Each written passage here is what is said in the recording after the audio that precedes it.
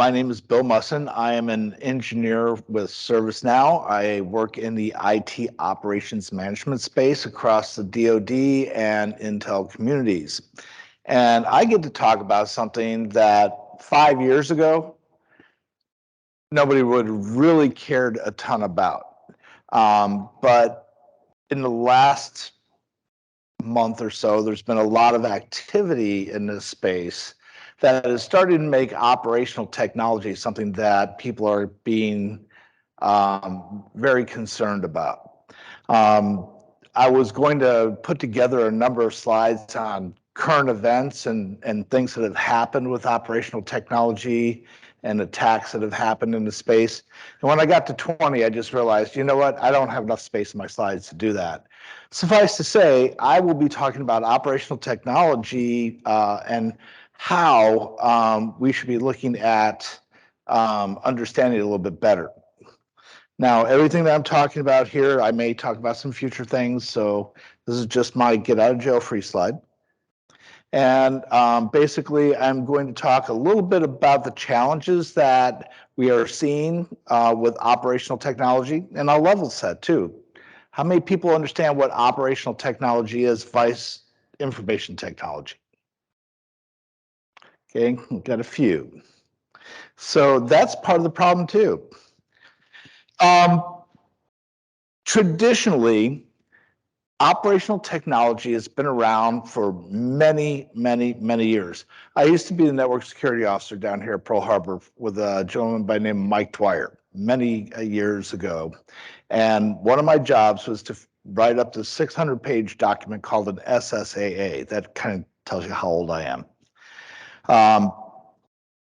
Describe all the security elements within the environment, describe your networking, describe all the systems that are being connected.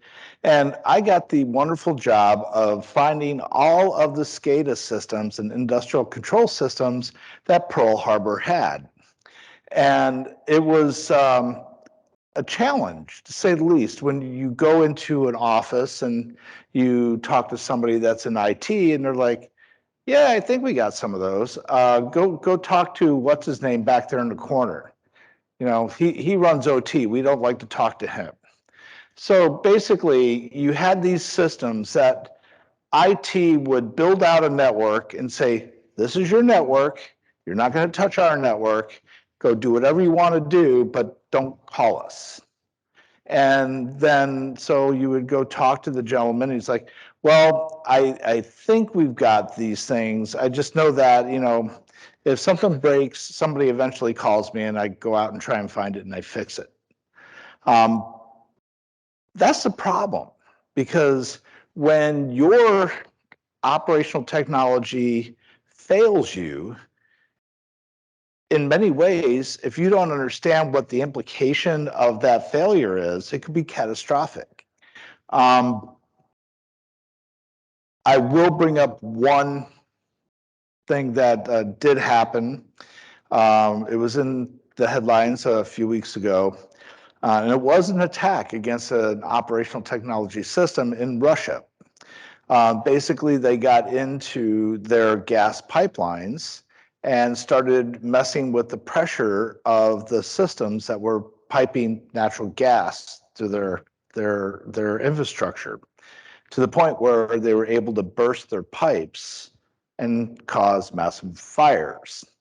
So what we are seeing, I think, more and more is that when there's going to be conflict, rather than me facing you across the battlefield with rifles pointed at each other, I'm going to be behind this, and I'm going to be doing the best thing that I can do.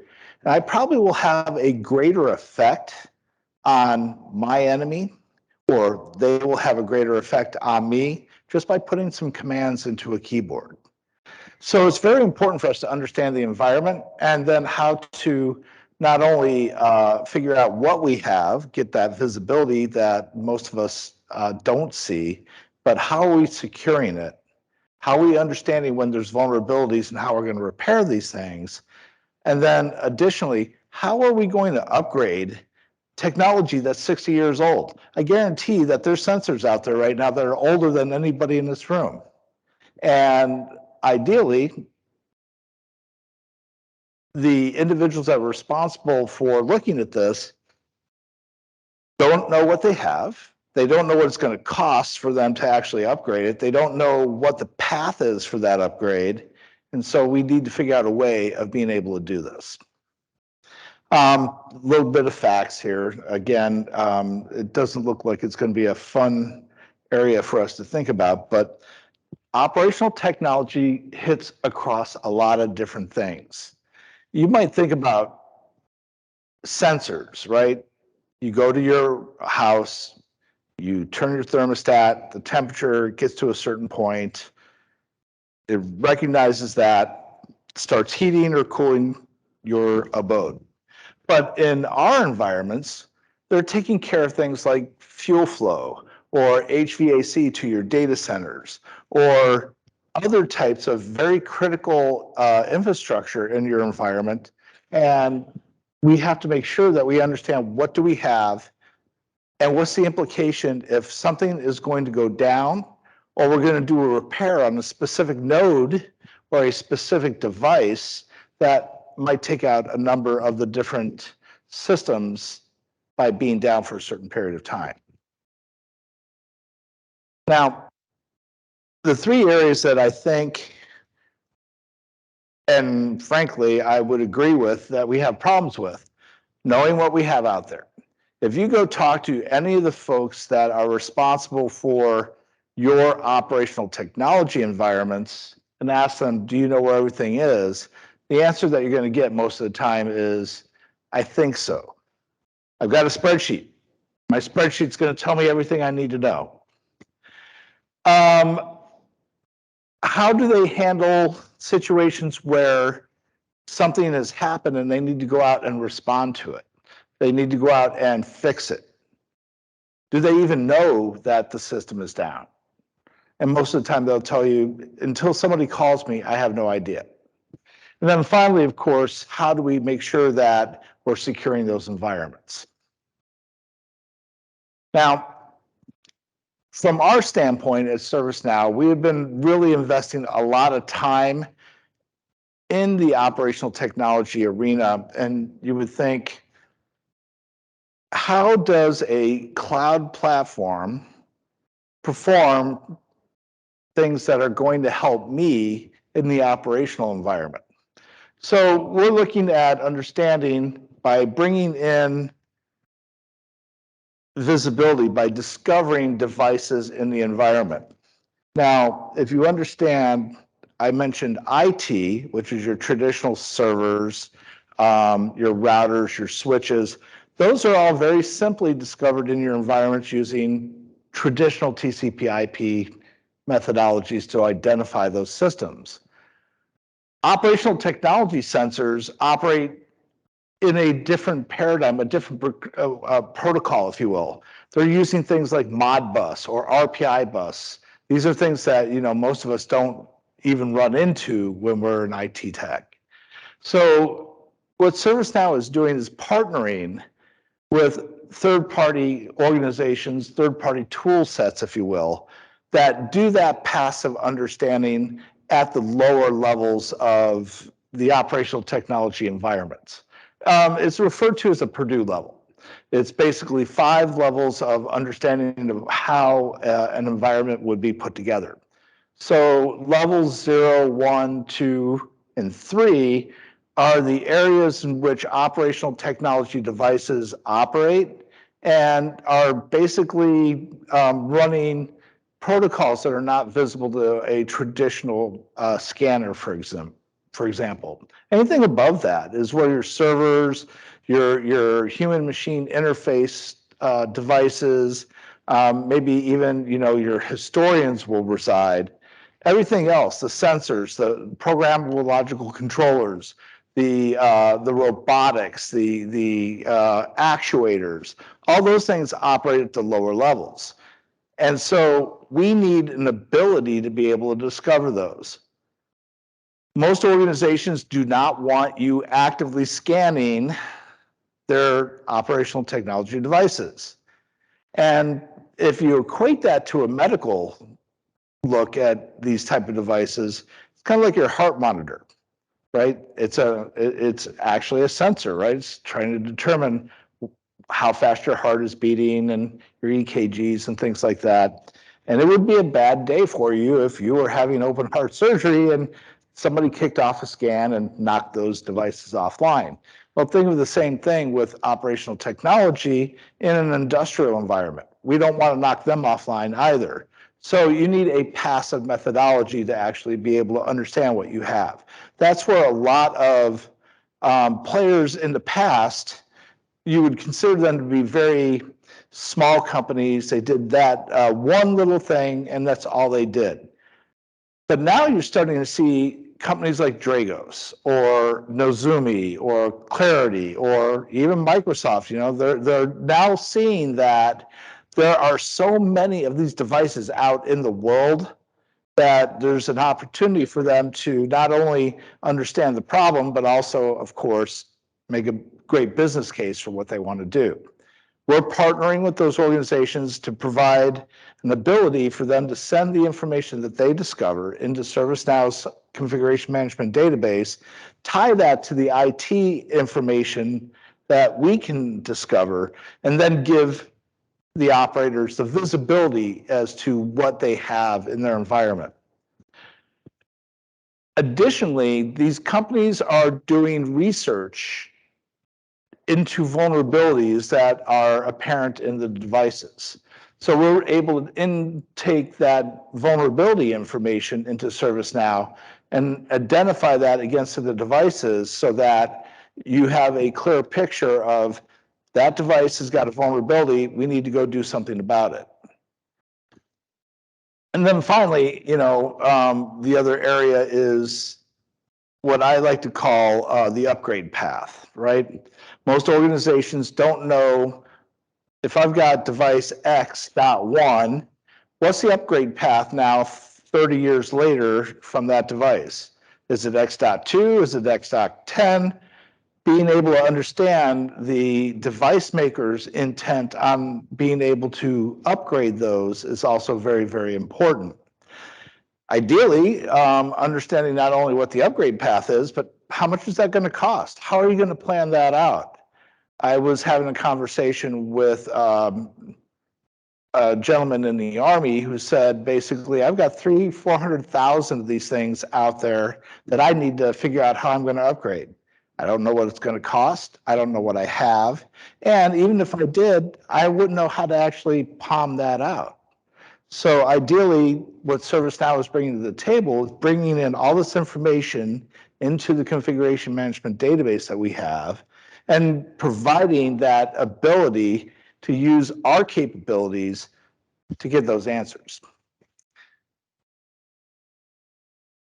So it all basically is part of understanding what do you have, all right, and ideally using terminology that your operational technology personnel use. So I mentioned the term Purdue levels.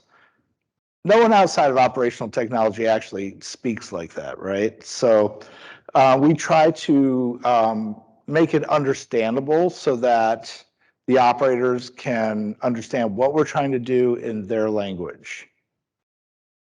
And then identify everything that's in the environment, all right? What is the manufacturer? What is the version that you may have, whether that is hardware or software? Where is it located? What is talking to what, more importantly? Now, you remember earlier when I spoke, I said that I got to go out and ask, well, where are all these devices? I was usually given a spreadsheet, and I would have to go crawl in very, very dirty places to try and find these things. I would have killed for a map back then to visually understand what is connected to what. So the idea from a ServiceNow standpoint is to not only get the information, but now show how your infrastructure is put together in a pictorial view so that if I see something go down, what's the effect of that against the rest of your operational environment? And I can do that at a glance. Couldn't do that before.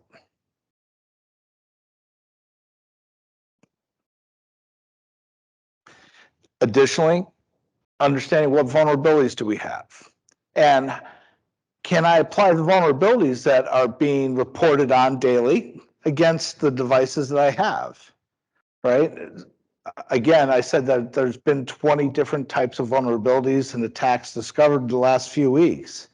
We can't stay ahead of that unless we have some sort of automated way to identify those vulnerabilities and then have a plan in place to remediate them.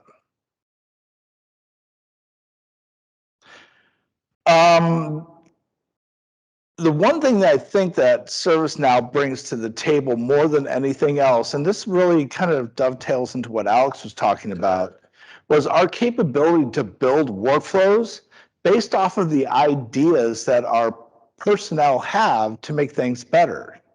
So if I understand what is out there and I have an idea of how I might want to use a workflow to assess something or to be able to remediate something in a faster way, ServiceNow provides that capability today inherent in our platform. Now, you might ask, who do we play with? So if you take a look at this, a lot of the major players in the operational technology workspace are the organizations that we are working with today, whether it's from a robotic standpoint or control systems or other types of things. But over on the right, where you see OT network and security, unfortunately, I've got a blockage there. I'll just try and move that or not. These are all the players that you generally see working at that lower level, the Purdue area, and identifying passively what those devices are in the environment. Forescout, Nozomi, Tenable, Dragos, for example. We have been actively engaged working with these companies to allow us not only to understand the information that they can provide to us from a visibility standpoint, but also taking the vulnerabilities that they have found and bringing that into the system as well to apply that against the devices so that we can more quickly identify and remediate the problems.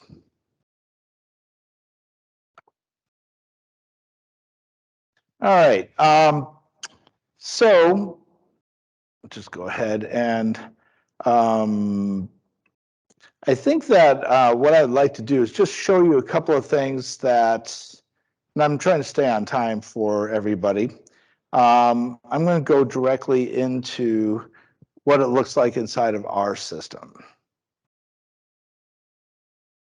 So within the ServiceNow platform, when we set up a connection to a third-party system, in this case, I've been working with Nozomi to directly import information from a Nozomi environment using their tool set. So what you're seeing here is actually real data. It's not demo data. And I was pulling in information, PLCs, sensors, that sort of thing. So the idea here is to be able to understand what are all your assets. And I can identify those. I can decide, what IP addresses they may be using, for example, what versions, what model numbers. Most importantly, identifying where they're located at. So I have the ability now to actually do location awareness based off the information that's being provided by the third-party tools.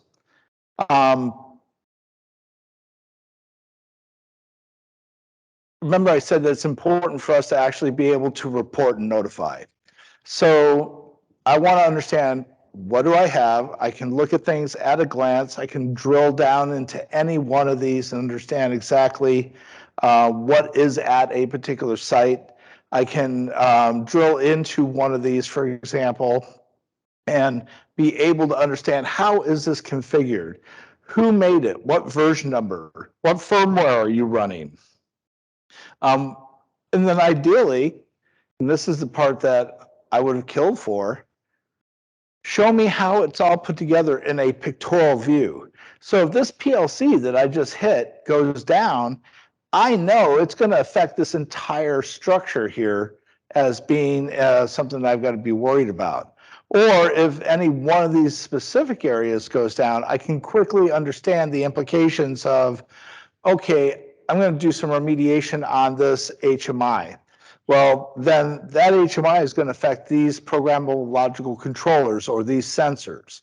Or if that sensor goes down, I don't have any visibility in things.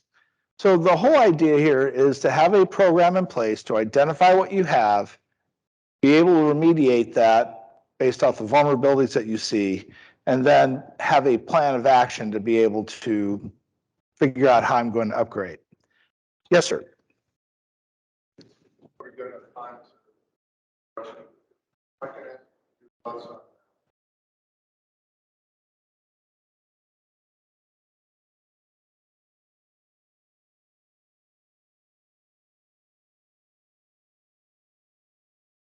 So I'd like to ask you about the state of the industry, find ICS, SCADA, or security sensor, data formats, standards, and APIs, right?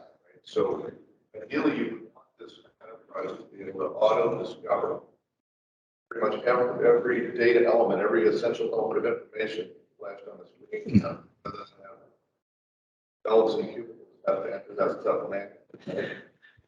Because the whole power here is economy of scale, right? So you want to be able to auto-discover these devices. One other thing I'll mention, right, question, right? So in the DoD, both the bad news and the good news is we have a lot of places, bases, stations, and so forth, where this is kind of a green field. The bad news is we haven't done it yet.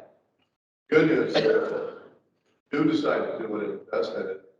It's we start with modern design. That's yes. Yeah.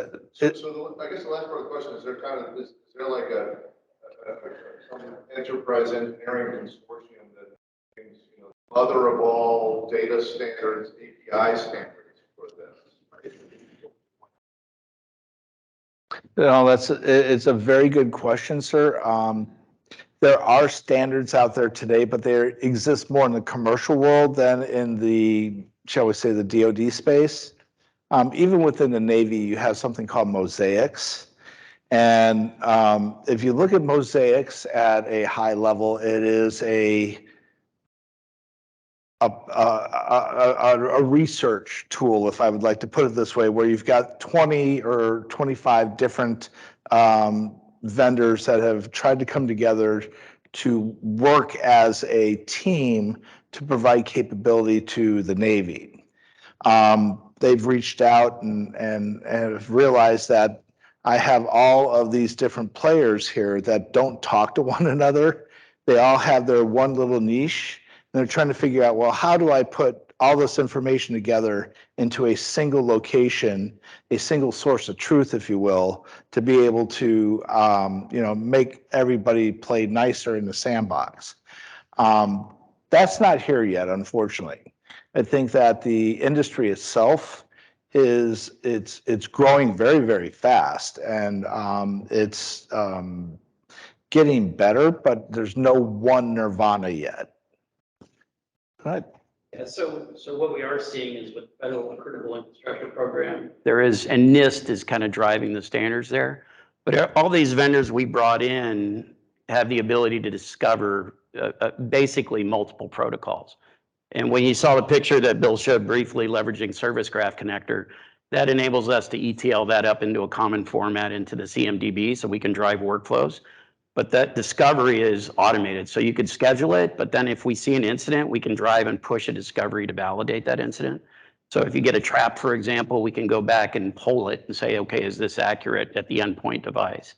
So the standards are coming. Critical infrastructure is kind of driving that, but NIST is kind of what everybody is going to, at least for the basic table stakes. Yeah, so you might expect from that.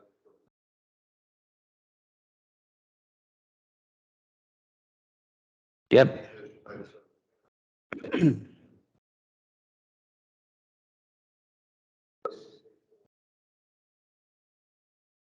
Yeah, That, right? yeah. And any customer goes out and buys something different than that. Yeah, and most of these are not S&MP, for example, right? So if you look at PLCs, these controllers that the pipelines got, those are different protocols, and all these vendors we work with. Once again, ServiceNow, we don't touch the network down there. We can see if it's an IP, but we can't tell you what it is or the relationship attributes. So we deal with these partners who do that. They build the asset model from a security perspective, but then we ingest that into our data model so we can drive workflow. Any other questions from anybody? All right, terrific. Then I think I will turn it over to Mark.